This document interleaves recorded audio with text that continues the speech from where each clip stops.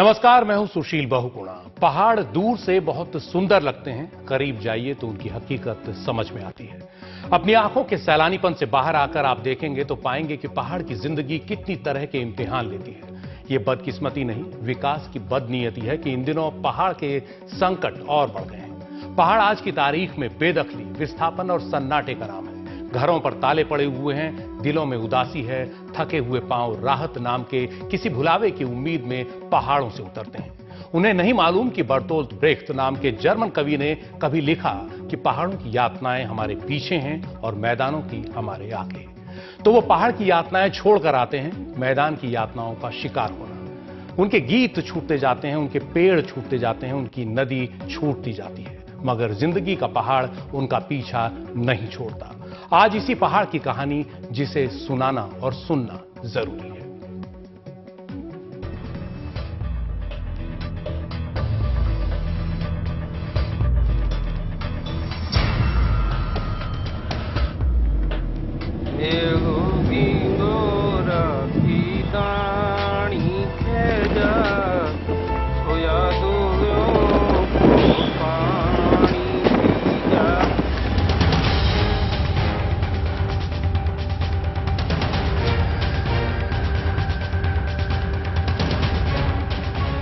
गांव के गांव बंजर पड़ जाएंगे, होगा क्या?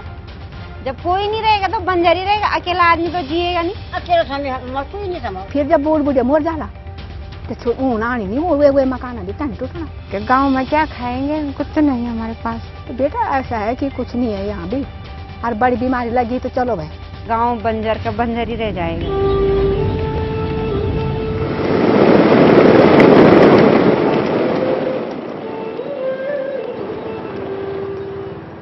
उत्तराखंड के इन पहाड़ों, इन घाटियों में ऐसी आवाजें जब तब गूंजती रहती हैं, लेकिन इन्हें सुनने समझने के लिए दिल चाहिए, धैर्य चाहिए और कुछ वक्त भी।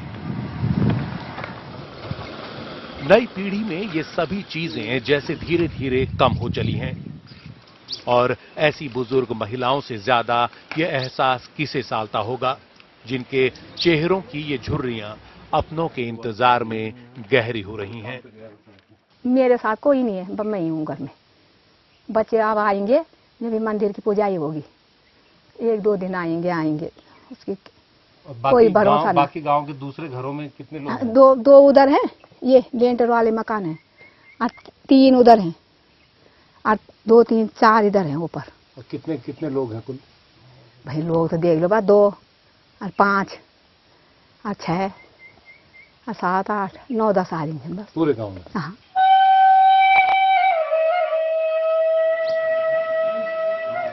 पौड़ी गढ़वाल की आसवासियों पट्टी के इस खांडा मल्ला गांव में बस अब गिनती के ही लोग बचे हैं। उनमें भी ज्यादातर बुजुर्ग हैं जिनके बच्चे नौकरी के लिए बाहर दूसरे शहरों में चले गए हैं। कोई नहीं रहना, नौना भैरी थे ना। हाँ। ये तो देर दूर बड़ो और ये मेरा चार एक रो तक थे आता उनकी दगड़ छाई हों बार तो उनकी दगड़ छावा पण अब मैं बाल में घारी है जो जरा से ये गर्मी में नहीं रह सको और सुधी घर में नहीं कह सको अब मैं आगे एक आंख बिल्कुल ही नहीं गया के और कुछ गाँव में तबारी एक बुढ़ी रो चाहिए जा सिमत यूं तो आवे लगे था यूं तो खैर मकान टूटी गया ये तो बेटी से नहीं होगी और वीडियो जी थे चाहिए। अच्छा वो नौनी नहीं और बाकी ना वो बीते कुछ सालों में रोजगार और जरूरी सुविधाओं के अभाव में ये गांव भी खाली हो चुका है। गांव में गूंजने वाली ये आवाजें भी जब तक हैं तब तक हैं। हमारा गांव तो खाली थे, समझ लिया। अब जो भी ना दी 1-2 साल तक बचुल 40 बचुल 8 ही बचुल तब को आना था ना। अब बूढ़े तो मर जाएंगे कि उसमें।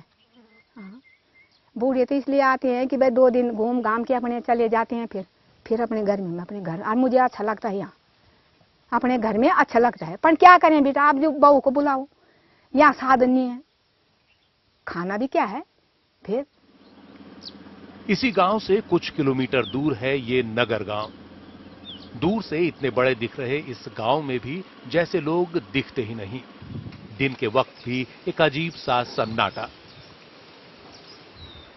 घरों की सीढ़ियों पर उगी ये घास बता रही है कि इस घर का ताला महीनों से नहीं खुला। गांव में घूमते लोगों को ढूंढते हमें मिली 42 साल की विमला देवी। हमने पूछा गांव के लोग कहां चले गए।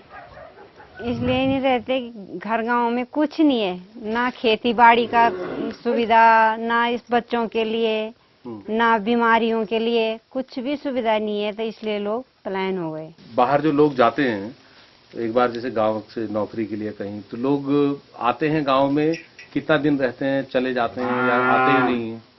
कभी कभी आते हैं, कभी कभी चले जाते हैं। 2-4 दिन आए, अपने माँ बापों को देख के और चले जाते हैं।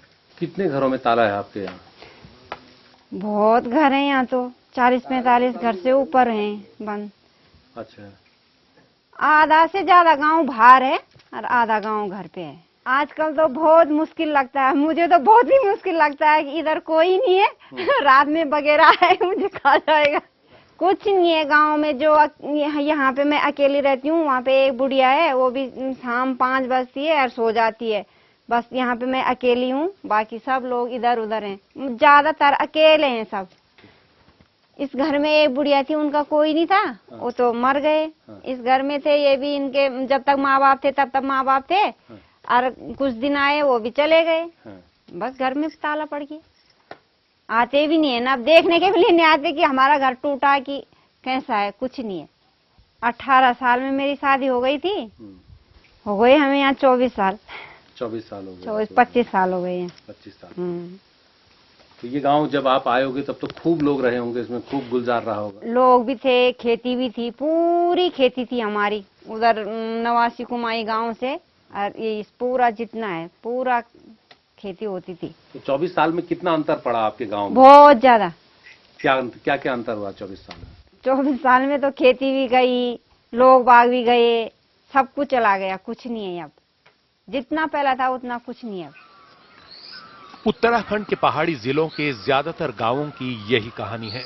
2011 की जनगणना के मुताबिक राज्य के करीब 16,000 गांवों में से 1,048 पूरी तरह खाली हो चुके थे, और ताजा आंकड़ों के मुताबिक अब करीब 3,000 गांव पूरी तरह खाली हो चुके हैं। अकेले पौड़ी गढ़वाल में ही करीब 350 गांव ऐसे हैं जो वीरान पड़े हैं। हालत यह है कि इन्हें अब घोस्ट विलेजेस यानी भूतहा गांव कहा जाने लगा है। वरिष्ठ पत्रकार अरविंद मुदगल पिछले कई साल से उत्तराखंड के इन गांवों में हो रहा ये बदलाव देख रहे हैं। यहाँ लोग काफी पढ़े लिखे थे और नौकरियों पे चले गए, लेकिन आप आज भी देखिए कि इन गांवों में, पौड़ी जिले के इन गांवों में तमाम बूढ़े लोग, ज्यादातर वही लोग गांव में बचे हुए हैं। यूथ यहाँ से मिसिंग है, यूथ अपनी नौकरियों के लिए बाहर है। कोशिश ये होनी चाहिए थी कि हम उस यूथ को यहाँ रोकते जो छोटी छोटी नौकरियों के लिए दिल्ली या मैदानी इलाकों में है, लेकिन ये सरकार योजनाएं बनाती रही, वादे करती रही, हुआ कुछ नहीं। इनकी योजनाएं सचिवालय में बनती हैं या एयर कंडीशन रूम्स में बनती हैं, लेकिन धरती पे प्रैक्टिकली ग्राउंड जीरो पे आते आते इनकी सारी योजनाएं दम तोड़ देती हैं। वो आप प्रैक्टिकली देख भी सकते हैं। इनके प्रोसीजर्स इतने कॉम्प्लिकेटेड है, उसमें भ्रष्टाचार इनकी योजनाओं में इतना है कि कोई इसको फॉलो अप करना भी चाहे ग्रामीण तो वो हताश हो जाता है और छोड़ जाता है बीच में। तो अल्टीमेटली ये वर्कआउट नहीं कर रही है इनकी, तो इनको एक नए सिरे से इसको सोचना पड़ेगा, नहीं तो ये अच्छे फ्यूचर की तरफ इशारा नहीं कर रहा है। वास्तव में ये अच्छे भविष्य का संकेत नहीं है। मैं इस वक्त उत्तराखंड के पौड़ी जिले के नगर गांव में हूं। नगर इस गांव का नाम है। नगर मतलब शहर, सुख सुविधाओं से भरा हुआ, और उन्हीं सुख सुविधाओं की तलाश में इस नगर गांव के लोग कुछ और नगरों में जाते रहे और धीरे धीरे इसे वीरान छोड़ते गए गांव को। मैं जिस घर में हूं ये किसी संपन्न परिवार का घर है। यहाँ जो लकड़ी की तिबारी बनी है ये एक काष्ठ कला है जो धीरे धीरे उत्तराखंड से लुप्त होती जा रही है। ऐसी खूबसूरत लकड़ी की कारीगरी अब देखने को कम मिलती है, और उसी तरह से अब उत्तराखंड के लोगों घरों में, उत्तराखंड के गांवों में लोग भी काफी कम देखने को मिलते हैं। ये करीब 150 से ज्यादा परिवारों का गांव है, लेकिन अब 1/3 परिवार भी इन घरों में नहीं रहते। उनमें भी सिर्फ बड़े बुजुर्ग जिनके बेटे बहू कहीं दूर शहरों में हैं, और वो अकेले यहाँ अपने दिन और रात काट रहे हैं। उत्तराखंड में अब नदियों के किनारे कुछ घाटियों को छोड़ दें तो पहाड़ में खेती अब सिमटती जा रही है। खेतों में हल लगाने और फसलों की बुआई रोपाई की ऐसी तस्वीरें देखने को आंखें अब तरस जाती हैं। कभी जो गांव हरी भरी फसलों से लहलहाते दिखते थे, वहां आज खेत बंजर पड़े हैं। कई पीढ़ियों की साझा मेहनत से सदियों में तैयार हुए ये सीढ़ीदार खेत बर्बाद हो रहे हैं। आज की डेट में आप चाहे किसी भी गांव में आप लोग बात भी की होगी काफी लोगों से, वो प्रेफर करते हैं कि हमें रोज एक मनरेगा में कुछ काम मिल जाए रादर देन अपने खेतों में काम करने से। और खेतों में अब जो खेतों में आप देखिए ज्यादातर खेतर जो है वो फैलो लैंड्स में कन्वर्ट हो रहे हैं। उसका रीजन ये है कि ये नॉन प्रॉफिटेबल बिजनेस हो गया है उत्तराखंड के गांव में अब, स्पेशली पौड़ी जिले में, जहां बंदर और आपके जंगली सुअर इतने ज्यादा हैं कि वो बूढ़ा आदमी दिन भर खेती करे और रात को इनको बंदरों और सुअरों से बचाए, नॉट पॉसिबल। तो लोग खेती भी छोड़ गए हैं। पहाड़ी इलाकों में खेती छोड़ने की कई वजहों में से एक है जंगली जानवरों के हमले। जंगली सुअर, भालू, बंदर और लंगूर फसलों को भारी नुकसान पहुंचाते हैं। जो थोड़ा बहुत अनाज होता भी है, वो जानवरों का शिकार हो जाता है। पौड़ी के नौगांव खाल इलाके के इन गांवों में भी लोगों का ये दर्द हमें सुनने को मिला। मैंने अपने हाथ से जो है वहाँ भी हल लगा रखा है, यहाँ भी हल लगा रखा है, यहाँ की खेती भी की, वहाँ की खेती, तो हमारा साल भर का पूरा थोड़ा बहुत लाना पड़ता था दुकान से, बस पूरा हो जाता था। अब जो है मतलब ये ज्यादातर सुअरों ने यहाँ सबसे ज्यादा नुकसान, और ये भालू और क्या कहते हैं ये लंगूर, इन्होंने सबसे ज्यादा नुकसान पहुंचाया। सुअर हो गए, बंदर हो गए। दूसरा ये कि पिछले जो पुराने जमाने में बारिश समय पे होती थी, आजकल बारिश भी बहुत कम हो गई है, बारिश नहीं हो रही है।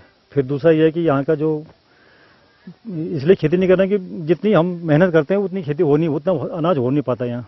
गांव में क्या खाएंगे, कुछ तो नहीं हमारे पास। खेती बाड़ी में भी सब्जी भी जब बाजार से लाते तब खाते हैं। सब्जी आप खेतों में क्यों नहीं उगा रहे? उगाते हैं पर सुंगर जानवर खा जाते हैं, पानी भी नहीं।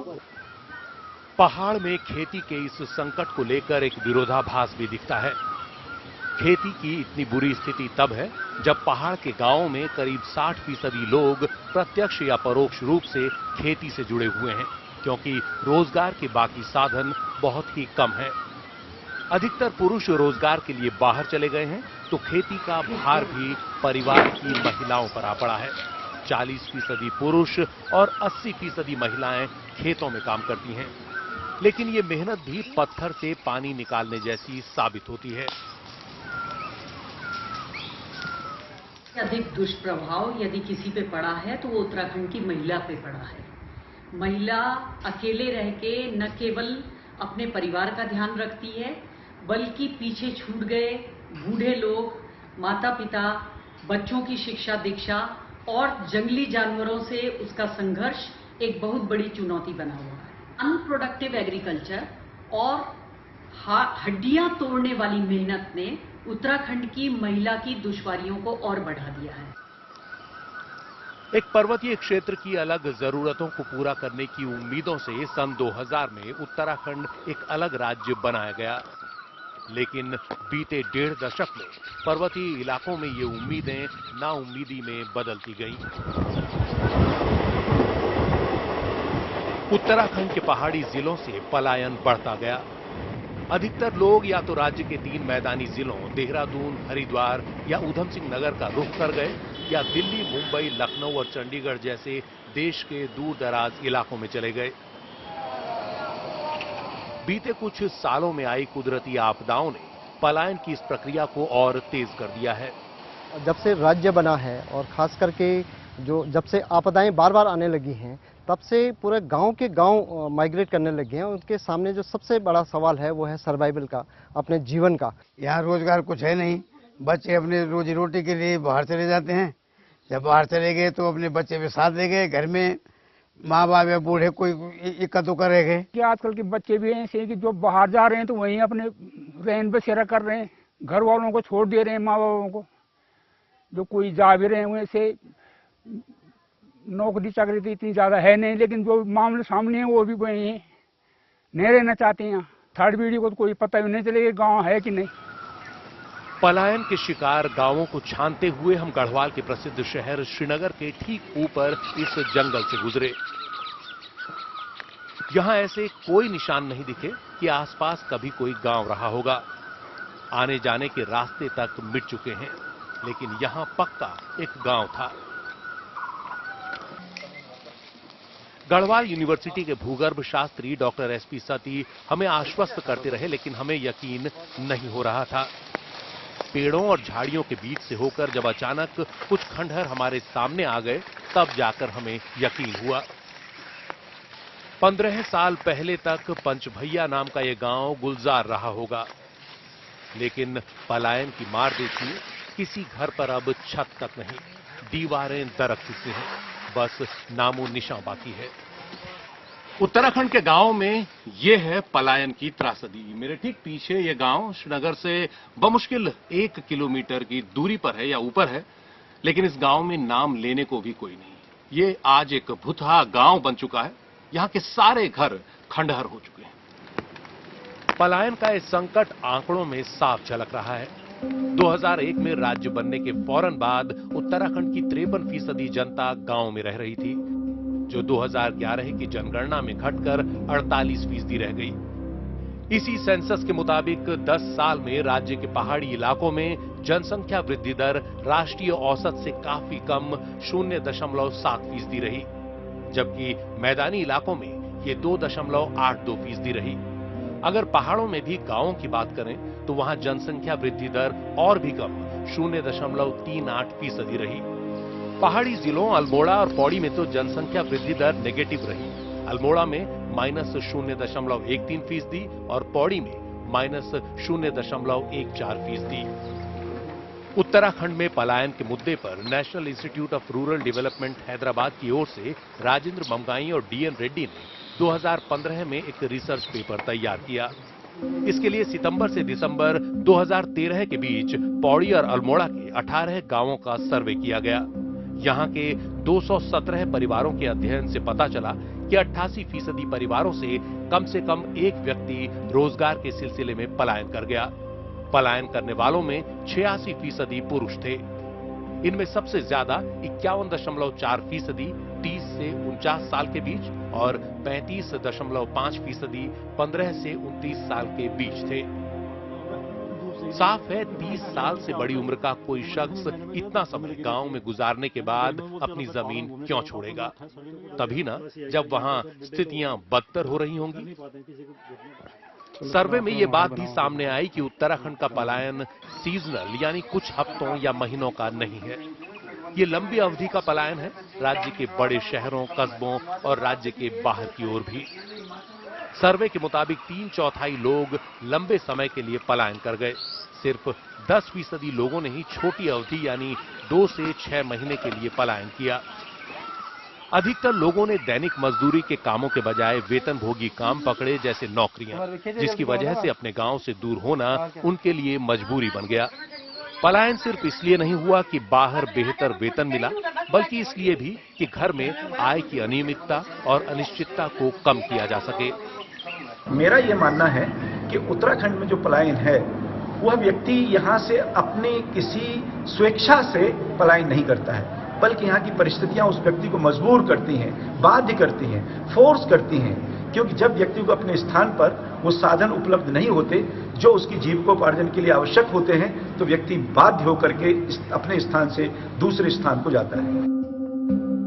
उत्तराखंड सरकार के 2014-15 के आंकड़े बताते हैं कि प्रति व्यक्ति आय के हिसाब से मैदानी इलाके पर्वतीय क्षेत्रों से काफी आगे हैं। जहां उत्तरकाशी में प्रति व्यक्ति आय 59,791 रुपए प्रति वर्ष है, वहीं हरिद्वार में ये 1,22,172 रुपए और देहरादून में 1,22,804 रुपए है।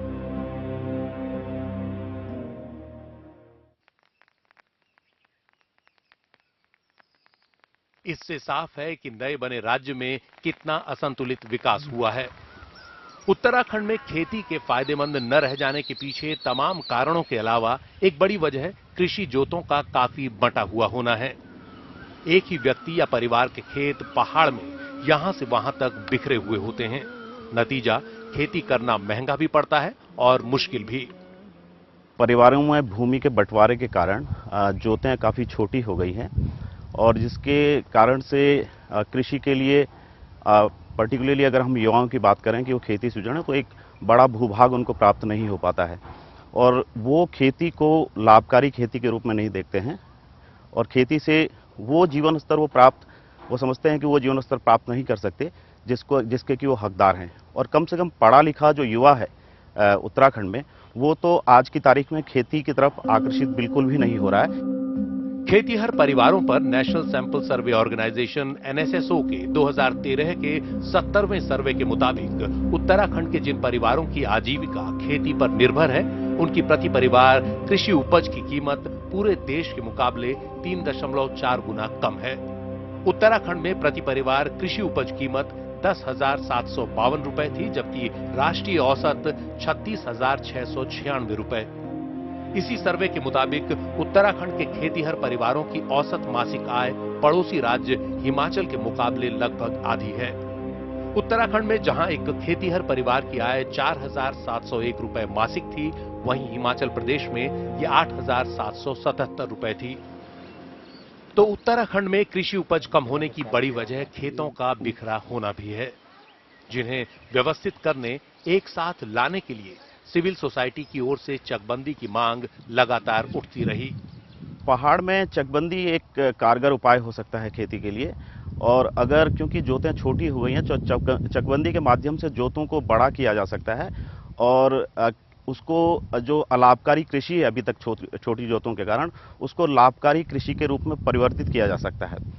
सिविल सोसाइटी के लगातार दबाव के बाद सरकार ने चकबंदी एक्ट लागू भी कर दिया लेकिन वो भी फाइलों में पड़ा धूल खा रहा है। उस पर अमल के लिए अभी तक कोई ठोस योजना नहीं बनाई गई। कमेटी पर कमेटी बनी लेकिन हुआ कुछ नहीं। पलायन से सबसे ज्यादा प्रभावित 2 जिलों पौड़ी और अल्मोड़ा में चकबंदी के लिए पायलट प्रोजेक्ट लाने की बात कही गई लेकिन वो भी दूर दूर तक नहीं दिख रहा। सरकारें जहां अपने एजेंडा में शराब नीति और खनन नीति को प्राथमिकता देती हैं, वहीं पलायन के ऊपर किसी भी प्रकार की नीति की न तो घोषणा की जाती है और न उस पर बातचीत होती है। मम्मी पापा जाते थे। उत्तराखंड में पलायन की इस प्रक्रिया का शिक्षा से भी बहुत लेना देना है। 2011 की जनगणना के मुताबिक राज्य की साक्षरता दर 78.8% थी। राष्ट्रीय औसत 73% से बेहतर। इसमें भी राज्य के पहाड़ी जिले मैदानी जिलों की तुलना में ज्यादा साक्षर थे लेकिन यही साक्षरता इन इलाकों के गांवों में पलायन की त्रासदी के गंभीर होने की खास वजह बन गई। राज्य के पौड़ी और अल्मोड़ा जिले इसके उदाहरण हैं। यहां साक्षरता हमेशा ही दूसरे जिलों से ज्यादा रही लेकिन इन दोनों जिलों की आबादी 2001 से 2011 के बीच बढ़ने के बजाय घटती गई। अल्मोड़ा की आबादी में 8,061 और पौड़ी की आबादी में 9,807 की कमी दर्ज की गई। साफ है इन इलाकों में सरकारी स्कूलों में पढ़ाई लिखाई के बाद लोगों को अपने बच्चों का कोई भविष्य नजर नहीं आया। बच्चों को बेहतर शिक्षा दिलाने और अन्य सुविधाओं के लिए भी लोग गांव छोड़ते गए। उत्तराखंड का जो साक्षरता प्रतिशत है वो बहुत अच्छा है। पढ़ाई इसलिए करते हैं क्योंकि यहाँ पे नौकरी के लिए खेती पे इतना निर्भर वो लोग नहीं रहते हैं। दूसरा कारण ये हो गया कि जो उसकी जो बेसिक सुविधाएं हैं वो गांव में नहीं है। अब तो उत्तराखंड के तमाम इलाकों से गुजरते हुए आपको ऐसे सैकड़ों स्कूल मिल जाएंगे जहां आज बच्चों की गूंज तक सुनाई नहीं देती। आसपास के गांवों के लोग अपने पूरे परिवारों के साथ पलायन कर चुके हैं तो यहां पढ़ने के लिए बच्चे आएंगे कहां से? उत्तराखंड के पहाड़ी इलाकों में पलायन की समस्या कितनी बड़ी है इसके कई जीते जागते सबूत हैं और उन्हीं सबूतों में से एक हैं इस तरह के स्कूल। ये स्कूल 1991 में स्थापित हुआ लेकिन 25 साल के अंदर बंद हो गया। बंद होने की वजह ये नहीं थी कि इसमें भवन नहीं था या जगह नहीं थी, ये भी नहीं थी कि इसके लिए शिक्षक नहीं थे, बल्कि बंद होने की वजह यह थी कि इसमें पढ़ने के लिए बच्चे रह ही नहीं गए थे। उनके माता पिता यहां से पलायन कर चुके थे। कई स्कूलों में अगर बच्चे हैं भी तो वो भी नाम मात्र को ही और इन हालात को पूछने वाला कोई नहीं है। प्राइमरी स्कूल में तो 5-6 बच्चे और पहले तो 200-250 बच्चे पढ़ते थे। अभी बच्चे है ही नहीं, सब बाहर चले गए। और 5-6 बच्चों पर कितने टीचर हैं यहाँ पर? कितने दो है ना, ये एक टीचर है।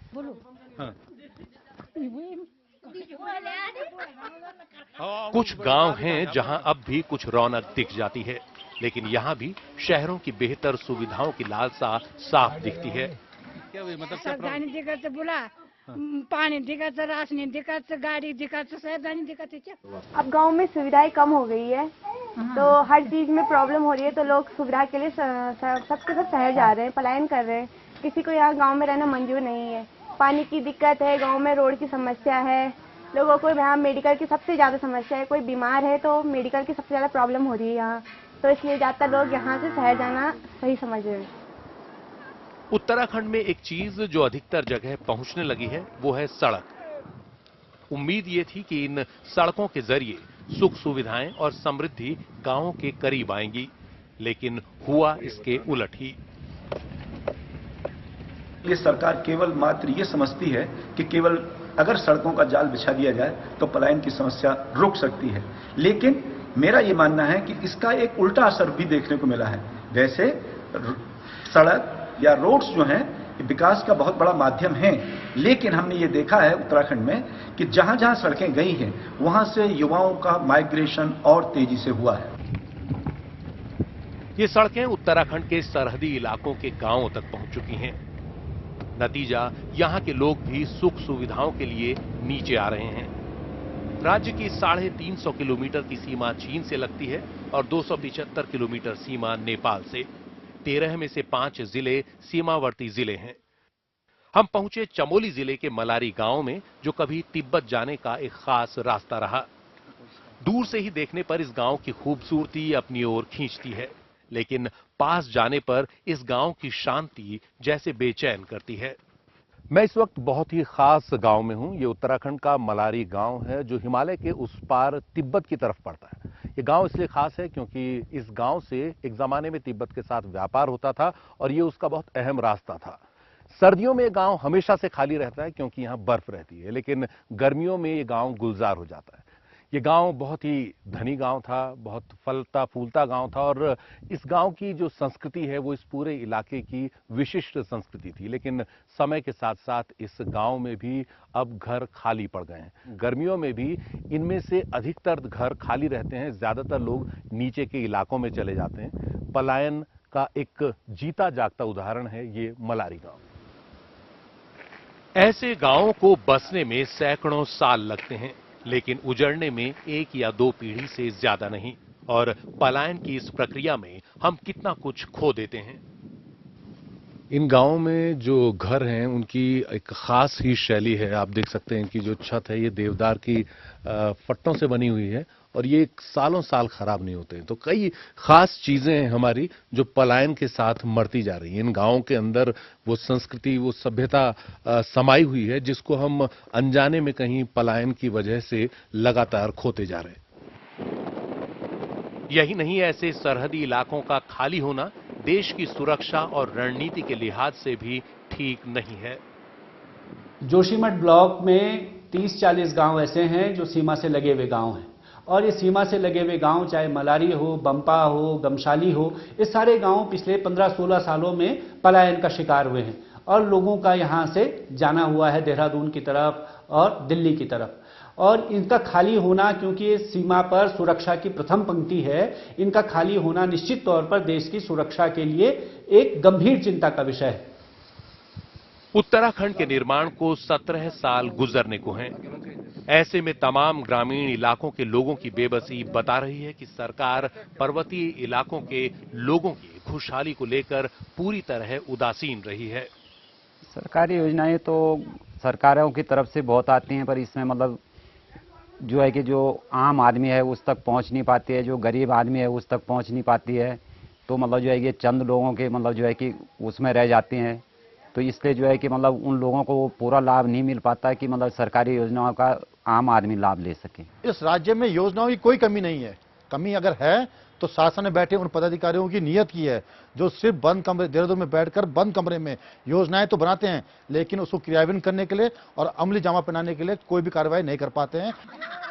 उदास करने वाले इन हालात के बीच उम्मीद की किरण है ऐसे हजारों युवा, लेकिन उन्हें भी जल्द ही अपने गांवों तक पढ़ने लिखने से लेकर अन्य बेहतर सुविधाओं की दरकार है।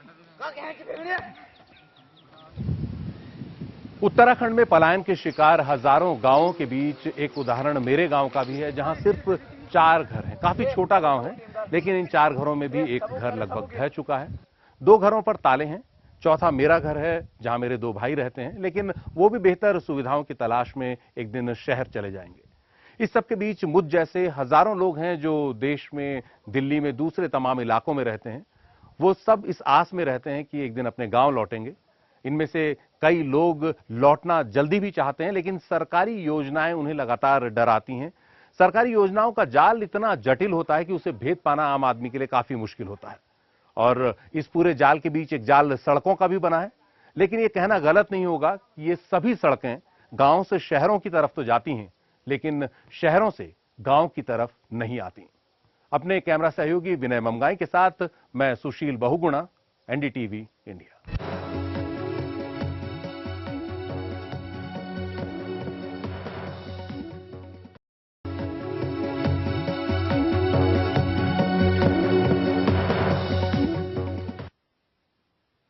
अंतर्राष्ट्रीय अदालत में आज भारत को एक बड़ी जीत हासिल हुई। कुलभूषण जाधव के मामले में भारत के दावे को अदालत ने सही माना। पाकिस्तान के दावे को खारिज करते हुए अंतर्राष्ट्रीय न्यायालय ने कह दिया कि यह मामला वियना संधि के तहत आता है। कुलभूषण जाधव के अधिकारों का हनन पाकिस्तान ने किया है और जब तक काउंसलर एक्सेस पर सुनवाई पूरी नहीं हो जाती, तब तक पाकिस्तान कुलभूषण जाधव की फांसी रोके।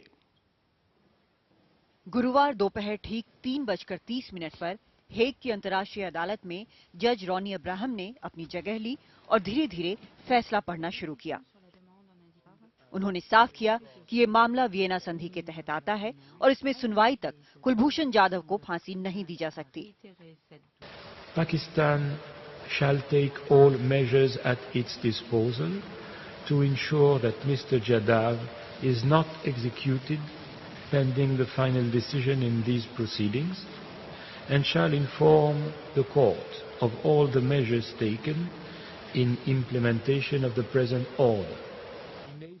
हेग की अदालत में इस बात पर सुनवाई होनी है कि भारत को जाधव का काउंसलर एक्सेस न देने का पाकिस्तान का फैसला सही है या गलत। भारत का कहना था कि ये कुलभूषण जाधव और भारत के अधिकारों का हनन है, जबकि पाकिस्तान ने कहा था कि ये मामला वियना संधि के दायरे से बाहर है।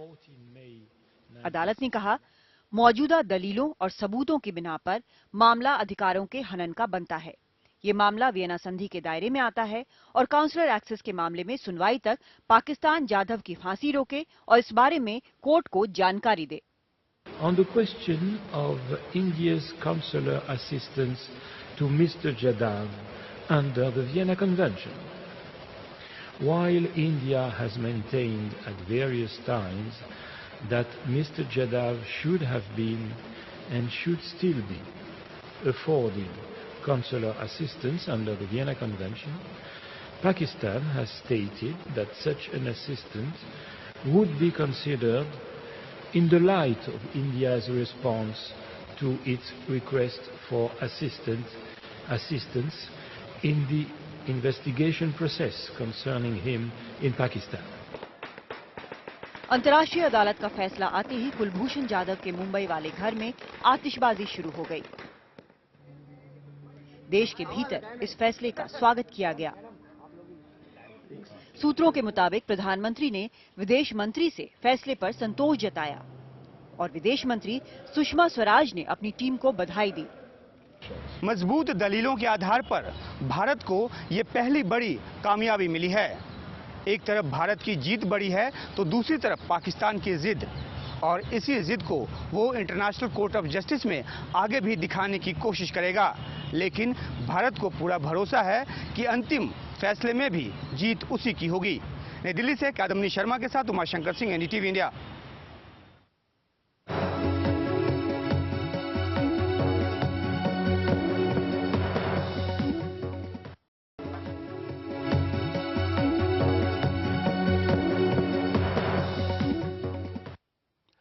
कम ही लोगों को बरसों पुरानी एक फिल्म रिहाई की याद होगी, जिसमें रीमा लागू ने बड़ी चुनौती भरी भूमिका अदा की, प्रेगनेंसी के हक को मुद्दा बनाया। लेकिन इसके बाद वो बॉलीवुड की जानी पहचानी मां हो गई, ममता से भरी, जिसके लिए एक बेटी ने गाया, माई नी माई मुंडेर पे तेरी बोल रहा है कागा। आज वो मुंडेर नहीं बची, कागा उड़ गया, मां चली गई। रीमा लागू को श्रद्धांजलि। फिल्मी पर्दे पर अपने बच्चों पे प्यार लुटाती, बॉलीवुड में हंसती मुस्कुराती खुशमिजाज मां के किरदारों से लोकप्रिय हुई अभिनेत्री रीमा लागू नहीं रही। 59 साल की उम्र में उनका निधन हो गया। उन्हें सीने में दर्द की शिकायत के बाद रात को 1 बजे मुंबई के कोकिलाबेन धीरूभाई अंबानी अस्पताल में दाखिल करवाया गया था। रात 3:15 पर उन्होंने अंतिम सांस ली। 1970 के आखिर में और 80 के दशक की शुरुआत में रीमा का फिल्मी करियर शुरू हुआ। मराठी रंगमंच पर दशकों तक रीमा सक्रिय रही और बॉलीवुड में सलमान खान, शाहरुख खान जैसे सुपरस्टार्स की ममतामयी मां के तौर पर जानी गईं। फिल्म मैंने प्यार किया, आशिकी, साजन, हम आपके हैं कौन, वास्तव, कुछ कुछ होता है और हम साथ साथ हैं जैसी कई फिल्मों में रीमा मां का किरदार निभा चुकी हैं। हम साथ साथ हैं में उनकी भूमिका कैकई से प्रेरित थी, फिर भी उन्होंने लोगों का दिल जीता। वास्तव में उन्होंने मदर इंडिया की नरगिस की यादें ताजा करा दी। रीमा लागू का ये किरदार दर्शकों को झकझोर गया। हम आपके हैं कौन, म्यूजिकल रोमांटिक फिल्म मैंने प्यार किया और म्यूजिकल सुपरहिट फिल्म आशिकी के लिए उन्हें बेस्ट सपोर्टिंग एक्ट्रेस का फिल्म फेयर अवार्ड मिला। पर्दे पर रीमा लागू के निभाए मां के किरदार तो अमर रहेंगे, लेकिन कुछ चुनौतीपूर्ण किरदार भी सिनेमा प्रेमियों के दिलों के करीब हैं। फिल्म आक्रोश में उन्होंने डांसर की भूमिका की, तो वहीं ये दिल लगी में इन्होंने एक बिजनेस वुमन की भूमिका निभाई। बेस्ट सपोर्टिंग एक्ट्रेस के लिए 4 बार फिल्म फेयर अवार्ड जीत चुकी रीमा लागू टेलीविजन की दुनिया में भी खासी लोकप्रिय थीं। टीवी पर सीरियल श्रीमान जी श्रीमती जी, तू तू मैं में सास बहू की लड़ाई को दर्शकों ने खूब पसंद किया। Bureau report, NDTV India.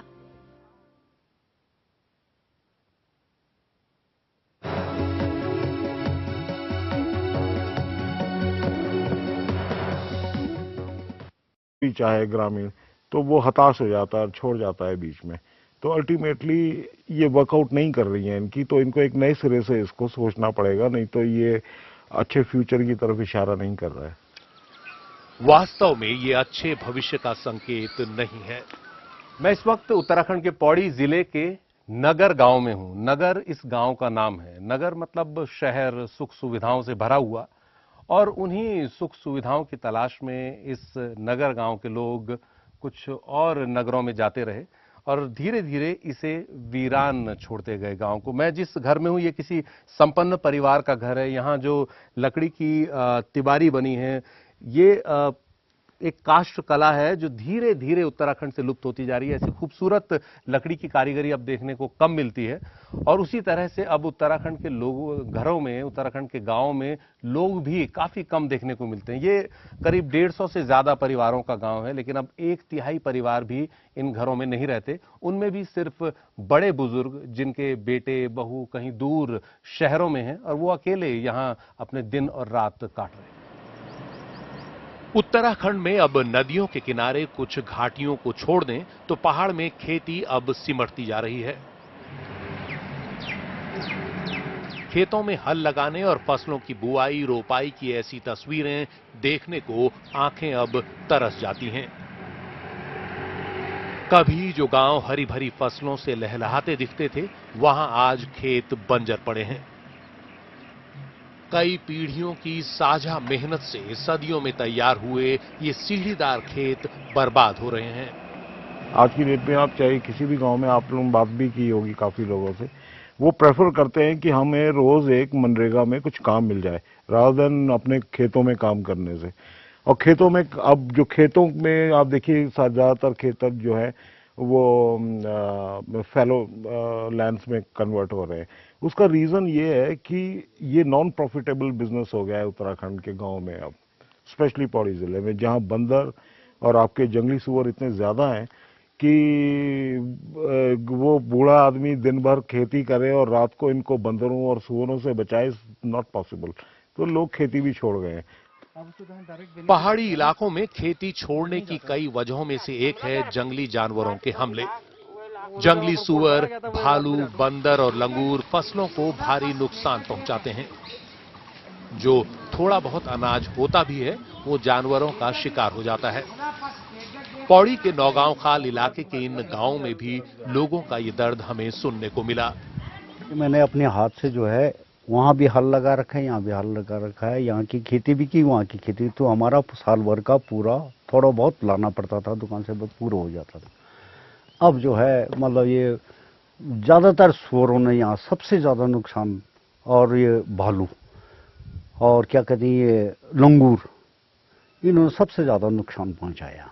सुअर हो गए, बंदर हो गए। दूसरा यह कि पिछले जो पुराने ज़माने में बारिश समय पे होती थी, आजकल बारिश भी बहुत कम हो गई है, बारिश नहीं हो रही है। फिर दूसरा यह है कि यहाँ का जो इसलिए खेती नहीं कर रहे हैं कि जितनी हम मेहनत करते हैं उतनी खेती हो नहीं, उतना अनाज हो नहीं पाता यहाँ। गांव में क्या खाएंगे, कुछ तो नहीं हमारे पास। खेती बाड़ी में भी सब्जी भी जब बाजार से लाते तब खाते हैं। सब्जी आप खेतों में क्यों नहीं उगा रहे हो? उगाते हैं पर सुंगर जानवर खा जाते हैं, पानी भी नहीं है।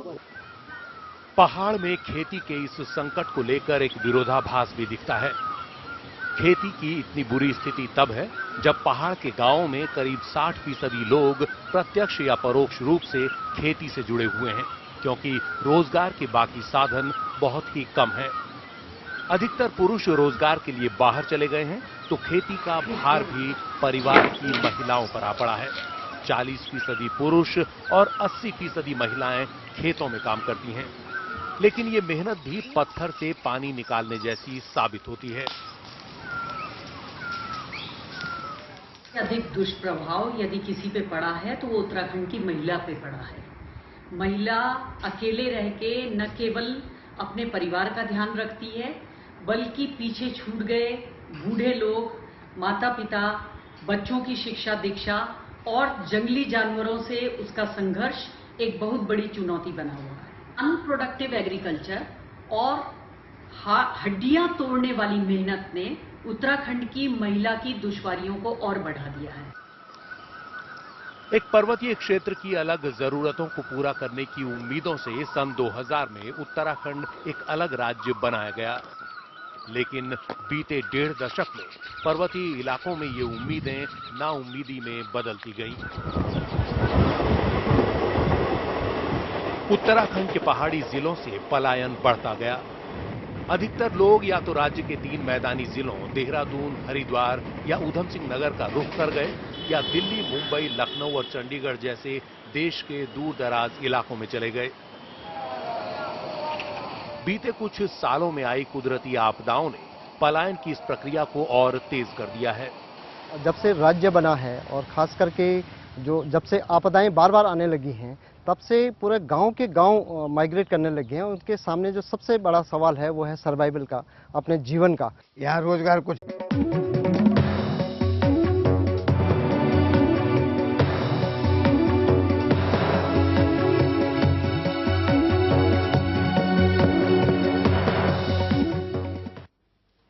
नमस्कार, मैं हूं सुशील बहुगुणा। पहाड़ दूर से बहुत सुंदर लगते हैं, करीब जाइए तो उनकी हकीकत समझ में आती है।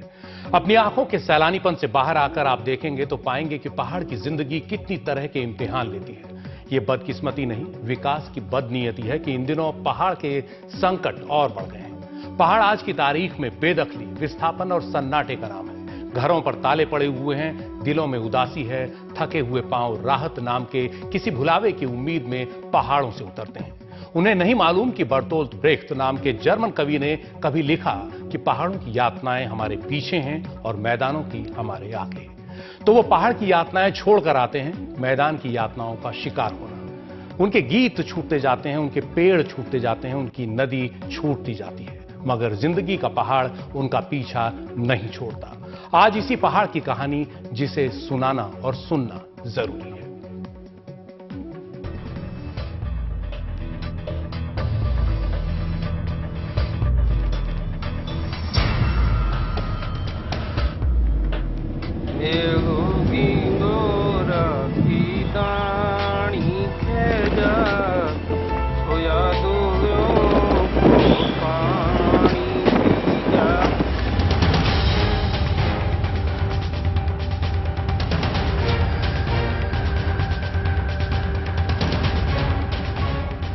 के गांव बंजर पड़ जाएंगे, होगा क्या? जब कोई नहीं रहेगा तो बंजर ही रहेगा, अकेला आदमी तो जिएगा नहीं। अकेला कोई नहीं समझ। फिर जब बूढ़ बूढ़े मर जाला तो आनी नहीं वो मकान भी तन टूटना। कि गांव में क्या खाएंगे, कुछ तो नहीं हमारे पास। तो बेटा ऐसा है कि कुछ नहीं है यहाँ भी, और बड़ी बीमारी लगी तो चलो भाई गांव बंजर का बंजर ही रह जाएगा।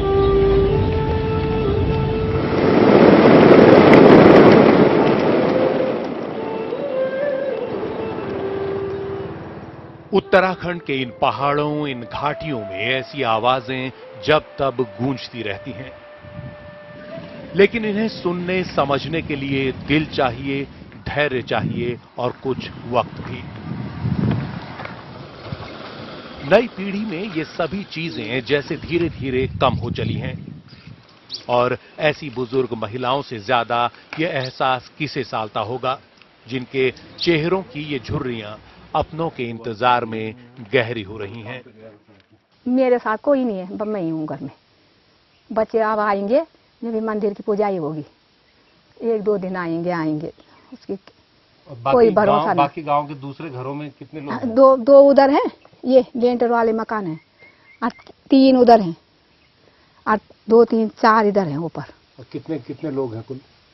भाई लोग तो देख लो, 2 और 5 और 6 और 7, 8, 9, 10 आदमी हैं बस पूरे गांव में। हाँ।